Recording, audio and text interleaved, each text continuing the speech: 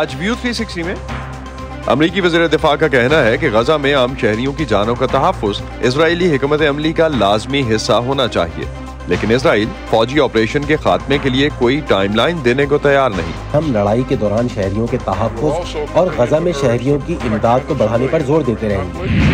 کیا امریکہ اسرائیل کے لیے غیر مشروط حمایت کی پالیسی کے ساتھ غزہ کے شہریوں کی حفاظت کو یقینی بنا سکتا ہے؟ جانیے آج کے شو میں۔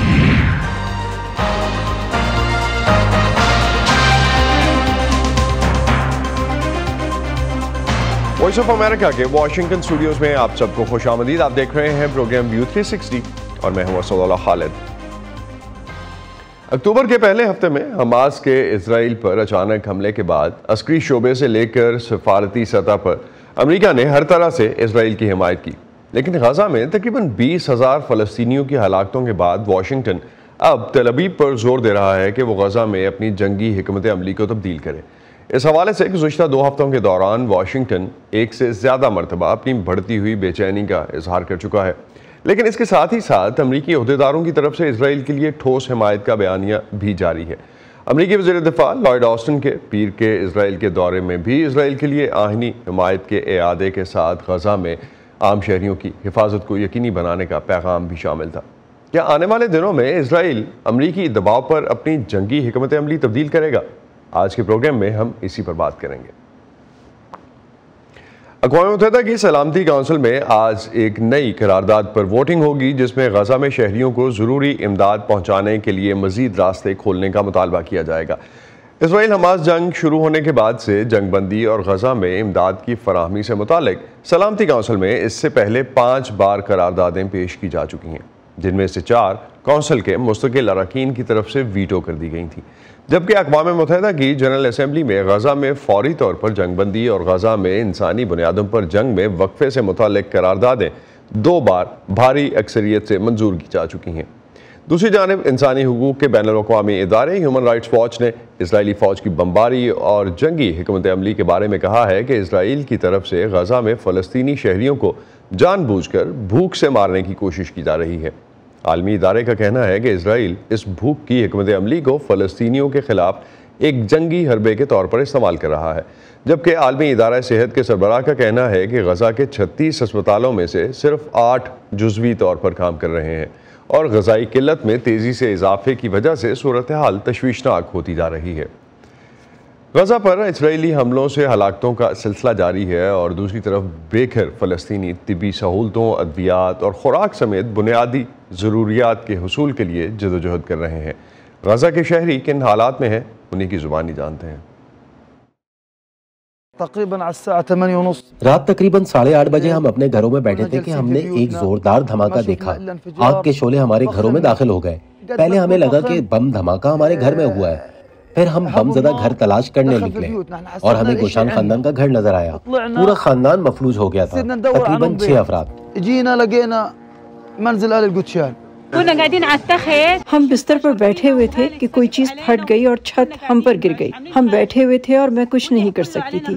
ملبہ ہم پر گرا اور ہمیں کچھ نظر نہ آیا۔ میں نے اپنی معذور بیٹی کو اٹھایا اور میں نکل گئی۔ مجھے نہیں معلوم کہ دوسروں کے ساتھ کیا ہوا۔ میں کمرے میں سب سے پہلے داخل ہوا۔ لڑکی یہاں لیٹی تھی، بالکل ٹھیک۔ اس کا ہاتھ کٹا ہوا تھا، اس کا سر کھلا ہوا تھا اور دماغ باہر تھا۔ وہ پہچاننے میں نہیں آ رہی تھی اور میں یہاں موجود تمام زخمیوں کو باہر لے گیا۔ 2 عمر رسیدہ عورتیں اور ایک بچہ تھا، باقی سب ٹھیک تھے۔ آج میں اپنے پڑوسی سے پانی لے کر آئی ہوں۔ میں پانی لائی اور ہم نے آٹا گوندا۔ میں قسم کھاتی ہوں کہ اب ہمارے پاس پانی کا ایک قطرہ بھی نہیں بچا۔ جا کر دیکھیں، اگر پانی کا ایک قطرہ بھی رہ گیا ہو، کچھ بھی نہیں ہے۔ امریکی وزیر دفاع کے اسرائیل کے حالیہ دورے کا مقصد جہاں ایک طرف اسرائیل کو امریکہ کی حمایت کا یقین دلانا ہے، وہیں غزہ میں عام شہریوں کی ہلاکتوں کو روکنے اور ضروری امداد بڑھانے پر زور دینا بھی بتایا جا رہا ہے۔ دوسری طرف اسرائیلی فوج نے تسلیم کیا ہے کہ اس نے شمالی غزہ میں غلطی سے 3 اسرائیلی یرغمالیوں کو ہلاک کر دیا، جس پر حکومت کو تنقید کا سامنا ہے۔ امریکی وزیر دفاع لائیڈ آسٹن نے پیر کے روز اسرائیلی حکام سے ملاقاتوں کے بعد کہا ہے کہ اسرائیل کا اپنا دفاع کرنے کے حق کے لیے امریکی حمایت میں کوئی تبدیلی نہیں ہوگی۔ اپنے اسرائیلی ہم منصب کے ساتھ ملاقات کے بعد ایک پریس کانفرنس میں امریکی وزیر دفاع نے یہ بھی کہا کہ سویلینز کی حفاظت اسرائیل کی غزہ میں فوجی کارروائی کی حکمت عملی کا لازمی حصہ ہونا چاہیے۔ غزہ میں فلسطینی شہریوں کی حفاظت ایک اخلاقی فریضہ اور اسٹریٹجک لحاظ سے ناگزیر بھی ہے، لہٰذا ہم اسرائیل کے بنیادی حق یعنی اپنے دفاع کی حمایت کرتے رہیں گے، اور ہم لڑائی کے دوران شہریوں کے تحفظ اور غزہ میں شہریوں کی امداد کو بڑھانے پر زور دیتے رہیں گے۔ اس سے پہلے گزشتہ ہفتے امریکی قومی سلامتی کے مشیر جیک سلیون نے بھی اسرائیلی حکام کے ساتھ ملاقاتوں میں اسرائیلی حکمت عملی میں تبدیلی پر زور دیا تھا۔ ایک تجزیہ کار نے وائس آف امریکہ کو بتایا کہ ان کا خیال ہے کہ غزہ پر حملوں کی شدت کو کم کرنے کے لیے اسرائیل پر امریکی دباؤ کا اثر پڑے گا۔ میرا خیال ہے کہ اسرائیل شاید جنوری کے وسط میں یا جنوری کے آخر میں بالکل ایسا ہی کرے گا۔ ایک اور تجزیہ کار ان سے اتفاق کرتے ہیں۔ حقیقی معنوں میں اسرائیلیوں کو سمجھنا چاہیے، جیسا کہ صدر بائیڈن سمجھتے ہیں، کہ ہزاروں فلسطینی شہریوں کی المناک ہلاکتیں جاری نہیں رہ سکتی۔ یہ وہی معاملہ ہے جس کی بنا پر اسرائیل کو اپنے دفاع کے حق کی غیر مشروط حمایت حاصل تھی، جو اب اسرائیل کے حملوں کے نتیجے میں اس کے لیے نقصان دہ ثابت ہو رہا ہے۔ تو یقینی طور پر کچھ تبدیلیاں کرنا پڑیں گی، لیکن میرے خیال میں اس معاملے میں توازن قائم کرنا ہی اہم ہے۔ امریکہ کی جانب سے اسرائیل پر دباؤ ایسے وقت پر آ رہا ہے جب خود اسرائیل کو اندرونی طور پر عوامی دباؤ کا سامنا ہے۔ چند روز پہلے اسرائیلی ڈیفنس فورسز نے تسلیم کیا کہ انہوں نے غلطی سے 3 اسرائیلی یرغمالیوں کو گولی مار کر ہلاک کر دیا، جو ہو سکتا ہے کہ یا تو رہا کیے گئے تھے یا حماس کے اغوا کاروں سے فرار ہونے کی کوشش کر رہے تھے۔ فائرنگ کا یہ واقعہ گزشتہ جمعے کو ایک فوجی آپریشن کے دوران پیش آیا۔ غزہ میں اب بھی 130 سے زیادہ یرغمالی حماس کی قید میں ہیں، جسے امریکہ دہشت گرد قرار دے چکا ہے۔ امریکہ اور دنیا بھر کے دوسرے حصوں میں غزہ میں اسرائیل کی بمباری کے خلاف مظاہرے جاری ہیں۔ جنگ بندی کا مطالبہ کرنے والے ایسے ہی مظاہرین نے پچھلے ہفتے ریاست پینسلوینیا کے شہر فلاڈیلفیا میں ایک بڑی شاہراہ پر رش کے اوقات میں ٹریفک کو روک دیا تھا۔ سنڈی سین کے ساتھ صبا شاہ خان، وائس آف امریکہ۔ اسرائیلی دستوں نے گزشتہ جمعے کے دن غزہ میں 3 اسرائیلی یرغمالیوں کو سفید کپڑا لہرانے کے باوجود حماس کے جنگجو سمجھ کر گولیاں مار کے ہلاک کر دیا تھا، جس پر اسرائیل میں بھی تنقید ہو رہی ہے۔ صحافی ہریندر مشرا اس وقت یروشلم سے ہمارے ساتھ ہیں، ان سے اسی بارے میں بات کرتے ہیں۔ ہریندر، کیا رد عمل ہے اسرائیل کے اندر یرغمالیوں کی ہلاکت پر؟ دیکھیں، یرغمالیوں کے ہلاکت کے بعد یہاں پر کافی مظاہرے ہو رہے ہیں، اور آج جب صبح میں یہاں پہ اسرائیلی پارلیمنٹ یعنی کنیسٹ کے سامنے سے گزر رہا تھا، تب بھی وہاں سینکڑوں لوگ جو ہیں وہ پوسٹرز اور بینرز کے ساتھ وہاں پر کھڑے تھے، اور وہ بار بار یہ کہہ رہے تھے کہ اسرائیلی جو قیادت ہے اس کی یہ سوچ ہے کہ یرغمالیوں کو چھڑوانے کے لیے وہاں پر کارروائی میں تیزی لانی ہوگی، لیکن ان لوگوں کا، اور اس میں کچھ ایسے بھی لوگ شریک تھے، کچھ ایسے یرغمالی جو کہ وہاں سے رہا کیے گئے ہیں، وہ بھی اس میں شریک تھے، اور ان کا یہ کہنا تھا کہ یہ پالیسی جو ہے یہ غلط ہے، اس طرح سے یرغمالیوں کو وہاں سے رہا نہیں کروایا جا سکتا، اور صرف سفارتی کوششوں کے تحت ہی یہ جو ہے یہ پاسبل ہے۔ تو ایسے میں کافی یہاں پر دباؤ بڑھتا جا رہا ہے، چاروں طرف ملک میں مظاہرے ہو رہے ہیں، اور خاص کر کے یروشلم میں جہاں پر کہ ان کا سیاسی قیادت موجود ہے۔ امریکی وزیر دفاع لائیڈ آسٹن جب اسرائیل جا رہے تھے تو واشنگٹن میں انہوں نے کہا کہ وہ جنگ کے حوالے سے اسرائیلی قیادت کے لیے کافی سخت پیغام لے کر جا رہے ہیں۔ کیا پیغام پہنچا ہے اسرائیل میں، اور اسرائیل کس طرح سے لے رہا ہے اس کو؟ تل ابیب میں، یروشلم میں کیا باتیں ہو رہی ہیں اس حوالے سے؟ دیکھیے، یہاں پر جو سرکاری بیان جاری کی گئی ہے اس میں تو یہ کہا گیا ہے صاف طور پر کہ اسرائیل کے لیے جو امریکی پرزور حمایت جو پہلے سے وہ ایکسٹینڈ کر رہے تھے وہ جاری رہے گی، ان کی حمایت ابھی بھی جاری ہے۔ اسرائیل اپنی دفاع میں کارروائی وہاں پر جاری رکھ سکتا ہے، لیکن یہ بات صحیح ہے کہ جو ان کی انڈور جو میٹنگز ہوئی ہیں، اور یہاں پر انہوں نے وار کیبنٹ سے بھی ان کا اجلاس ہوا، اور اس کے علاوہ وہ وزیر دفاع یوآف گیلنٹ اور وزیر اعظم بنجامن نتنیاہو سے بھی الگ ملے، اور انہوں نے کافی زور دیا ہے کہ اسرائیل کی جو حکمت عملی ہے جنگ کو لے کر کے اس میں تبدیلی ہونی چاہیے، اور اسرائیل کو یہ انشور کرنا ہوگا کہ وہاں پر جو عام فلسطینی شہری ہیں، اور خاص کر خواتین اور بچے جو کہ بڑے ڈسپروپورشنیٹ تعداد میں ان کی ہلاکتیں ہوئی ہیں، اس پر اسرائیل کو بالکل یہ طے کرنا ہوگا کہ ان کی ہلاکتیں نہ ہوں، وہاں پر جو امدادی سامان ہے وہ عام لوگوں تک پہنچ پائے۔ اور اس کے علاوہ ان دونوں امریکہ اور اسرائیل کے درمیان جو ہے دو اور مدعوں کو لے کر کے کافی مزید اختلافات دیکھنے کو ملے ہیں۔ ایک تو یہ ہے کہ یہاں غرب اردن میں جو ویسٹ بینک کے علاقے میں یہاں انتہا پسند یہودی جس طرح سے تشدد کرتے رہے ہیں عام فلسطینیوں کے خلاف، اس کو لے کر کے امریکہ نے شکایت کی ہے اور ان کے اوپر ویزا بین بھی لگایا، اور ساتھ ہی ساتھ غزہ کے مستقبل کو لے کر کے بھی دونوں فریقین کے درمیان جو ہے کافی مزید اختلافات دیکھے گئے ہیں۔ جہاں تک امریکہ کا سوال ہے تو امریکہ چاہتا ہے کہ فلسطینی انتظامیہ جو ہے اس کا اہم وہاں پر رول ہو، لیکن اسرائیل کی طرف سے بار بار یہ کہا جا رہا ہے کہ جو ویسٹ بینک میں جو لوگ ناکام ہوئے ہیں ان کے اوپر وہ بالکل یقین نہیں کر سکتا اور انہیں یہ ذمہ داری نہیں دی جا سکتی۔ تو غزہ میں اس وقت صورتحال ہے کیا ہریندر؟ آپ کے پاس کیا خبریں آ رہی ہیں اس حوالے سے؟ جی، وہاں پر مزید کشیدگی ہے، میری کئی لوگوں سے آج بھی بات ہوئی ہے، ہر روز بات ہو رہی ہے، اور وہاں پر جہاں تک ان کے حماس کی جو وہاں پر منسٹری ہے، ہیلتھ منسٹری، اس کے طرف سے کہا گیا ہے کہ پچھلے 48 گھنٹوں کے دوران 150 وہاں پر ہلاکتیں ہوئی ہیں۔ یہاں اسرائیل کے طرف سے اس کو لے کر کے کوئی بیان نہیں آیا، لیکن اسرائیل دعویٰ کر رہا ہے کہ اسے ایک بہت بڑی کامیابی ملی ہے۔ رفح جو کہ جنوبی علاقہ ہے، وہاں پر ان کا کہنا ہے کہ ایک منی لانڈرر جو کہ پیسوں کا انتظام کر رہا تھا حماس کے لیے، اس کی ہلاکت ہوئی ہے اسرائیلی کارروائی میں۔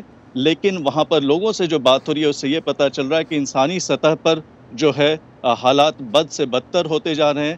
وہاں پر جیسے آٹا جیسی جو معمولی جو ضرورت کی چیزیں ہیں، اس کی قیمتیں اتنی بڑھ گئی ہیں، جہاں $1 میں پہلے 1 کلو آٹا وہاں پر مل جاتا تھا، اس کی قیمت اب $8 ہو چکی ہے۔ وہاں پر پانی نہیں ہے، بجلی تو پچھلے 2 مہینوں کے دوران جو ہے حالات جو ہیں ایندھن کی سپلائی نہیں ہوئی ہے تو اس کی وجہ سے بجلی بھی نہیں ہے، اور لوگ جو ہیں انہوں نے پناہ لے رکھی ہیں UN اقوام متحدہ کے تمام بلڈنگوں میں، اور وہاں پر حالت یہ ہے کہ برآمدے میں بھی لوگ جو ہیں ایک دوسرے کے پاس اس طرح سے سو رہے ہیں، اور ہزاروں کی تعداد میں لوگ جو ہیں ان سارے بلڈنگز کو انہوں نے آکیپائی کر رکھا ہے۔ تو وہاں لاسٹ پہ صرف ایک چیز جب بارش ہو رہی ہے امدادی کارروائیوں کے حوالے سے اگر آپ بتا سکیں کہ امدادی کارروائیوں کے حوالے سے، امدادی سامان کے حوالے سے خاص طور پہ کیا صورتحال ہے؟ آج اقوام متحدہ میں ایک نئی قرارداد بھی آ رہی ہے سلامتی کونسل میں، تو امدادی سامان کے حوالے سے کچھ ایکسیس بہتر ہوئی ہے؟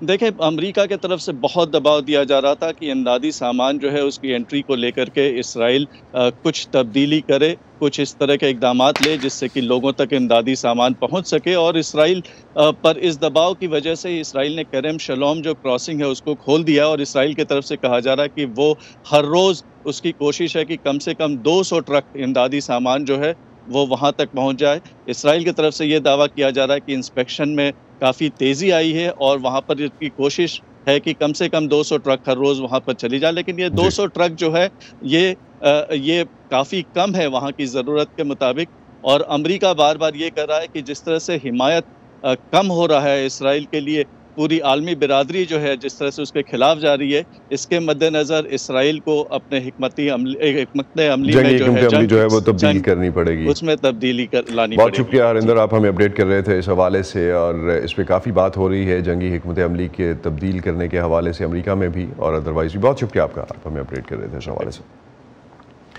اسرائیل اور حماس کے درمیان لڑائی کے آغاز کے بعد سے اب تک ایران کے حمایت یافتہ گروہوں نے مشرق وسطیٰ میں امریکی فوجی تنصیبات پر حملے بڑھائے ہیں، اور یمن میں ایرانی حمایت یافتہ حوثیوں نے کئی فوجی اور تجارتی بحری جہازوں پر میزائلز اور ڈرون سے حملے کیے ہیں۔ یہ صورتحال امریکہ اور اس کے اتحادیوں کے لیے کتنی تشویش کی وجہ ہے اور وہ اس سے کیسے نمٹ رہے ہیں، آئیے جانتے ہیں۔ اکتوبر کے وسط سے امریکی افواج کو عراق اور شام میں مختلف مقامات پر تقریباً 100 بار نشانہ بنایا گیا ہے۔ گزشتہ ماہ کے دوران جتنے حملے ہوئے ہیں وہ اس 1 سال کے عرصے میں ہونے والے حملوں سے زیادہ ہیں جب میں 2019 اور 20 کے دوران عالمی اتحاد کے ترجمان کے طور پر عراق اور شام میں تعینات تھا۔ اس وقت بھی صورتحال غیر مستحکم تھی جب ایران کی پشت پناہی میں ہونے والے کئی حملوں کے جواب میں امریکہ نے ایران کی قدس فورس کے رہنما قاسم سلیمانی کو جنوری 2020 میں ایک فضائی حملے میں ہلاک کر دیا تھا۔ امریکی فوج کے مطابق اس کا مقصد امریکہ پر ان حملوں کی روک تھام تھا جن کی منصوبہ بندی کی جا رہی تھی۔ وہ تشویشناک تھا، وہ بہت شدید تھا، لیکن اب ہم ایران کے حواریوں کی جانب سے کہیں زیادہ مہلک، زیادہ خطرناک، زیادہ خوفناک اور زیادہ اشتعال انگیز اقدامات دیکھ رہے ہیں جو واضح طور سے عراق اور شام میں امریکی افواج کو ہلاک کرنے کی کوشش میں ہیں۔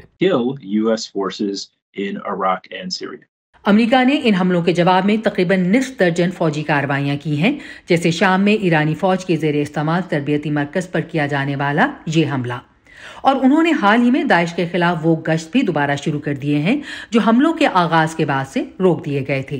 لیکن تجزیہ کاروں کا کہنا ہے کہ امریکہ کو ان ایرانی حمایت یافتہ گروہوں کو اپنے حملوں کے لیے جواب دہ ٹھہرانے کے لیے مزید اقدامات اٹھانے کی ضرورت ہے۔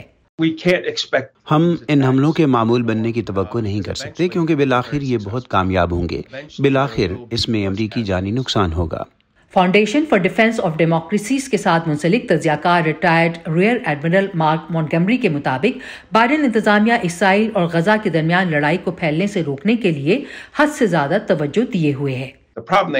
ان کے لیے مسئلہ یہ ہے کہ وہ امریکی افواج کو لاحق خطرے کو نہیں روک رہے۔ اگر ان امریکی افواج پر ایک بڑا حملہ ہو جس میں ہلاکتیں ہوں تو امریکہ اس کا پرزور جواب دینے پر مجبور ہوگا۔ اس رد عمل سے جنگ میں وہ تیزی آ سکتی ہے جس کی انہیں فکر ہے۔ جبکہ ایران کے حمایت یافتہ گروہوں نے امریکی افواج پر زمینی حملے کیے ہیں، ایران کے حمایت یافتہ حوثی جنگجوؤں نے سمندر میں امریکی فوج اور تجارتی بحری جہازوں پر میزائل داغے ہیں۔ ان سے آخر کار سمندر میں ہلاکتیں ہوں گی، جہاز رانی پر پابندیوں، شپنگ اور انشورنس کی شرح میں اضافہ ہوگا اور عالمی معیشت پر اثر ہوگا۔ امریکی فوج کے مطابق وہ ان حملوں کا جواب دینے کے لیے اب ایک بین الاقوامی اتحاد کے ساتھ کام کر رہی ہے، مگر یہ رد عمل کیا ہوگا انہوں نے اس کی تفصیل بتانے سے انکار کیا ہے۔ کالا بیب کی رپورٹ کے ساتھ عائشہ خالد، وائس آف امریکہ۔ کیا امریکہ کے کہنے پہ اسرائیل اپنی جنگی حکمت عملی تبدیل کرے گا، اور اسرائیل کی اندرونی سیاست اس جنگ میں کیا کردار ادا کر رہی ہے؟ اس حوالے سے بات کرتے ہیں ڈاکٹر اسماء عباس سے، جو ہمیں الاقوام یونیورسٹی افرین مراکش سے جوائن کر رہی ہیں۔ اسماء، بہت شکریہ آپ کا۔ امریکہ کے پاس کتنا لیوریج ہے؟ کیا آپ سمجھتی ہیں کہ امریکہ کا اسرائیل پر اپنی جنگی حکمت عملی تبدیل کرنے کے لیے دباؤ کام کرے گا؟ شکریہ اسد۔ اب اس وقت جو میں سوچ رہی ہوں وہ یہ ہے کہ نہیں، یہ مجھے نہیں لگتا یہ ممکن ہے اس وقت۔ جس طرح سے کل ہم نے لوئڈ آسٹن صاحب کو وہاں اسرائیل میں دیکھا ہے بات چیت کرتے ہوئے، تو بجائے اس کے کہ جو بھی پچھلے کچھ دنوں میں پریزیڈنٹ بائیڈن نے کچھ کوشنز دیے تھے، کچھ چیزوں سے آگاہ کرنا چاہا تھا اسرائیل کو، ہم سمجھ رہے تھے جیسے یہ وزٹ جو ہے سیکرٹری آف ڈیفنس کی، کہ وہ اسی میسج کو، اسی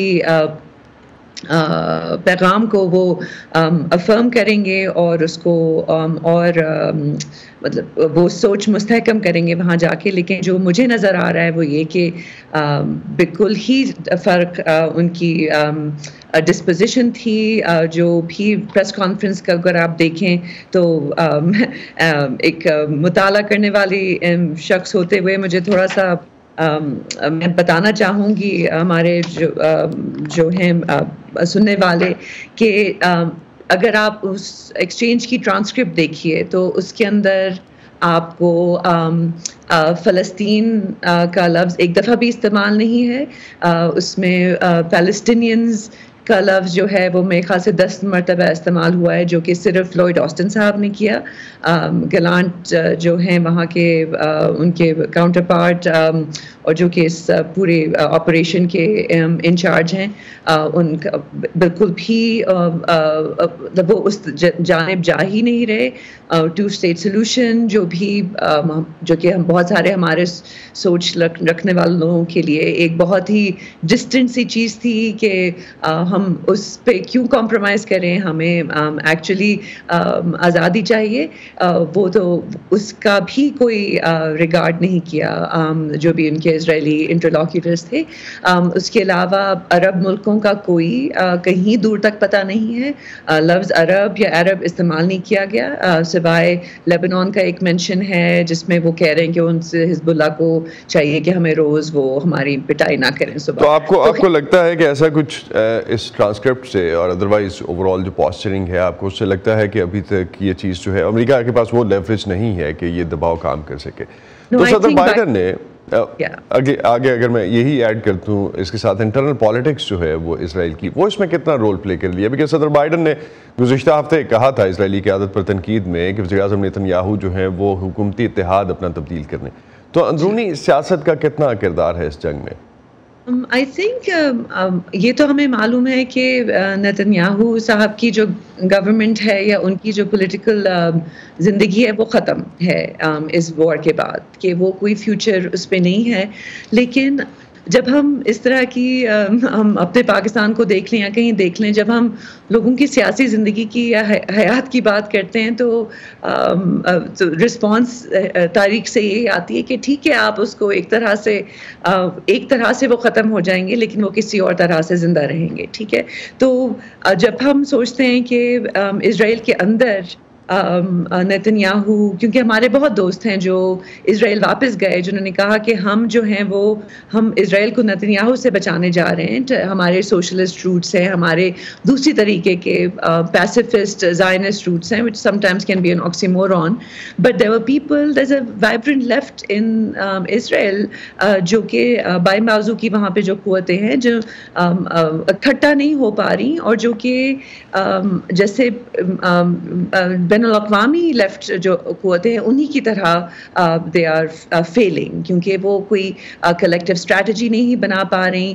اور چاہے نیتن یاہو کی گورنمنٹ کے کچھ ہی دن باقی ہوں، لیکن مجھے جس طرح سے میں ہسٹری کو دیکھتی ہوں یا جو بھی مطالعہ ہے اس سے یہ پتہ چلتا ہے کہ اس کے بعد جو آنا ہے وہ اس سے قدرے بہتر نہیں ہوگا. جس طرح بھی ہم دیکھ لیں امریکہ کی اپنی انٹرنل پالیٹکس پہ میں جانا چاہوں گی ایک سیکنڈ کے لیے، کیونکہ اگر ہم دیکھیں کہ 9/11 سے لے کے آج تک کتنے ہمارے امریکی دوست جو کہ اچھی سوچ رکھتے ہیں، اچھی ہمارے ساتھ کھڑے ہیں دنیا میں، لیکن وہ بھی کوئی خاطر خواہ تبدیلی نہیں لا پائے امریکی فارن پالیسی میں، جس سے ہمیں پتہ چلتا ہے کہ امریکی قیادت جتنی بھی ہم نے بدلی ہیں، محنت کر کے چاہا کہ اچھا کوئی ڈیموکریٹک گورنمنٹ آ جائے یا کچھ، کہ جو ہسٹری کے جو را ہے وہ تو اسی طرف جا رہی ہے کہ چاہے جو قوتیں ہیں وہ ایک طرح سے منہ کی بھی کھائیں گی لیکن ان کے پاس یہ کیپیسٹی ہے کہ وہ دوبارہ سے ابھریں. تو اگر ایک چیز میرے پاس 2 منٹ اور ہیں ڈسکشن کے لیے، and I would love to include 2 more points in this. اقوام متحدہ میں امریکہ پر جو غزہ کے معاملے پہ آنے والی قراردادیں ہیں، امریکہ اس کو ویٹو کرتا ہے، اس پہ تنقید ہوتی ہے امریکہ پہ. دوسری طرف امریکہ اسرائیل کو یقین دلانا چاہتا ہے کہ وہ اس کے ساتھ کھڑا ہے. آپ نے مینشن کیا کہ وہ ٹرانسکرپٹ جو تھی اس میں مینلی مینشن یہی تھا، جتنی دفعہ بھی پیلسٹینینز کا لفظ آیا وہ امریکہ کی طرف سے مینشن کیا گیا. تو یہ کیا طریقہ کار ہے اور کیا یہ مؤثر طریقہ کار ہو سکتا ہے؟ میرے خیال سے بجائے صرف امریکہ پہ ہمیں تکیہ نہیں کرنا چاہیے، جو کہ ہم پہلے بھی دیکھ چکے ہیں. آئی تھنک ہم امریکہ کو ایک طرح سے ہر چیز کا قائد مان کے ہم اپنی ہی ایک طرح سے we defeat ourselves. It's a self-defeating prophecy, right? To say that America can play this role, and America has not created those powers that will ultimately even go against it. So یہ تو history کا ایک ہمارے پاس یہ lesson ہے. دوسرا یہ کہ جب تک عرب طاقتیں اور جب تک باقی جو ہیں، ہم نے اسپین میں دیکھا ہے، ہم نے فرانس دیکھ رہے ہیں، ہم انگلینڈ دیکھ رہے ہیں، کیمرون جیسا آدمی اب سیز فائر کی بات کر رہے ہیں، تو یہ دس از این امپورٹنٹ مومنٹ کہ ہم امریکہ کو تھوڑا سا ڈی سینٹر کر کے انٹرنیشنل پالیٹکس کی طرف دیکھیں اور یہ دیکھیں کہ باقی سب لوگ کیوں چپ ہیں، وہ کیوں امریکہ کے اثر کے اندر ہیں، کیونکہ امریکہ نہ ایک مؤثر قیادت ہے اپنے لوگوں کے لیے اور نہ باہر والوں کے لیے. تو آپ سمجھتی ہیں کہ امریکہ پہ تکیہ نہیں ہو سکتا. بہت بہت شکریہ ڈاکٹر اسماء، وقت کی کمی ہے ورنہ اس ڈسکشن کو آگے بڑھاتے. بہت شکریہ آپ کا ہمیں جوائن کرنے کا. شکریہ. اسی پہ ختم کرتے ہیں آج کا ویو 360. Stay safe. پاکستان اور خطے سمیت دنیا بھر کی اہم خبروں اور دلچسپ معلومات کے لیے آپ ہماری ویب سائٹ اور سوشل میڈیا پلیٹ فارمز پر آ سکتے ہیں. اب تک کے لیے اتنا ہی. اسد اللہ خالد کو اجازت دیجیے. خدا حافظ.